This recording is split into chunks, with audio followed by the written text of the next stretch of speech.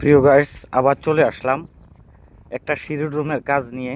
Centering কাজ হওয়ার পরে এই যে রডের কাজটা করলাম, তা আপনারা দেখেন এই রডের কাজটা কেমন হলো। এখন শেষ করলাম, ঠিক আছে। এটাতে কিন্তু আবার লিফট আছে, আমি আপনাদেরকে দেখাচ্ছি। তো রডের কাজটা কেমন হলো অবশ্যই জানাবেন। আসলে এই রোদ্রে থাইকে এখন ভিডিও বানাচ্ছি আপনাদের জন্য, আপনাদের ভালোবাসায় আছি, থাকবো ইনশাল্লাহ। তা আপনারা অবশ্যই জানাবেন যে কেমন হলো কাজটা। এই যে দেখেন এখানে কিন্তু লিফট আছে, ঠিক আছে। এই লিফটটা পরে আমি এই যে ফিলার রেডি করতেছি অলরেডি। তো লিফটটা হবে এই যে দেখেন, এটা কিন্তু 4 তলার উপরে, ঠিক আছে। 4 তলার উপরের কাজ। তো ইনশাল্লাহ আপনারা জানাবেন কাজটা কেমন হলো।